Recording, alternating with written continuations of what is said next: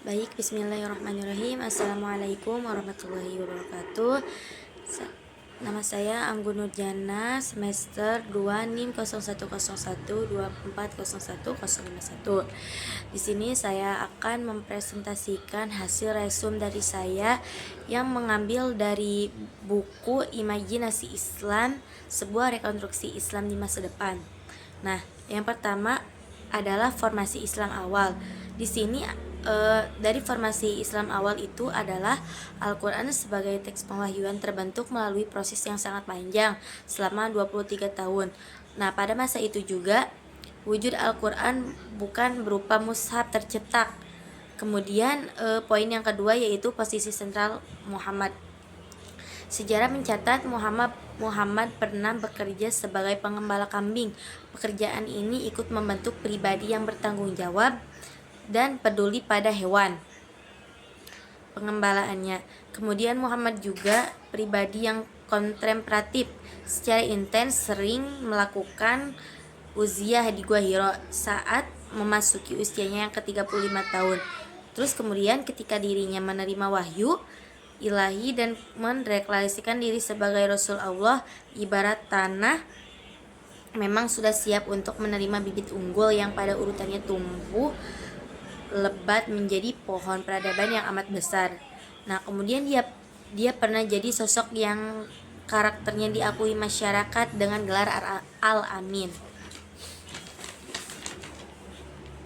Nah, kemudian poin selanjutnya yaitu tentang tema-tema pokok ajaran Islam. Nah, dari sini tema-tema pokok ajaran Islam ada 6 aspek. Yang pertama beriman pada Tuhan. Terus yang kedua beriman kepada beriman kepada kerasulan Muhammad. Yang ketiga beriman terhadap keabadian jiwa. Terus yang keempat menjalani ritual. Yang kelima berakhlak mulia. Dan yang terakhir membangun peradaban luhur. Kemudian poin dari teks ke konteks. Yang pertama kemunculan masyarakat Islam. Dari kemunculan ini terjadi lewat 2 pilar. Yang pertama ada wahyu atau Al-Quran, artinya memberikan visi, nilai, dan aturan moral yang membentuk identitas bersama.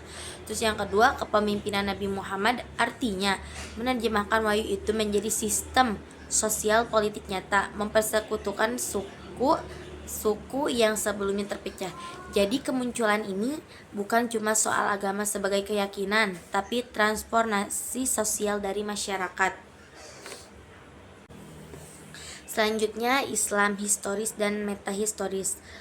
Islam historis ini adalah Islam sebagaimana tercatat dalam sejarah, peristiwa, kebijakan, budaya politik, dan praktik keagamaan yang dilakukan umat Islam di berbagai zaman, termasuk terhadap perbedaan mazhab.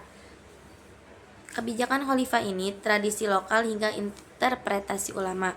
Sedangkan Islam metahistoris adalah Islam sebagai kebenaran wahyu, nilai-nilai universal dan prinsip spiritual yang diyakini berasal langsung dari Allah, yang bersifat abadi dan tidak terikat oleh zaman.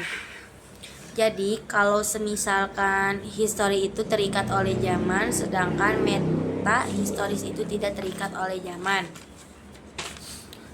Kemudian ragam format penyebaran Islam ada 2. Yang pertama melalui perdagangan tasawuf. Terus yang kedua ekspresi lokalitas yang kaya. Kemudian Islam dan jejaring peradaban kontemporer. Terus yang pertama tentang agama dan negara. Nah, di sini terdapat beberapa poin.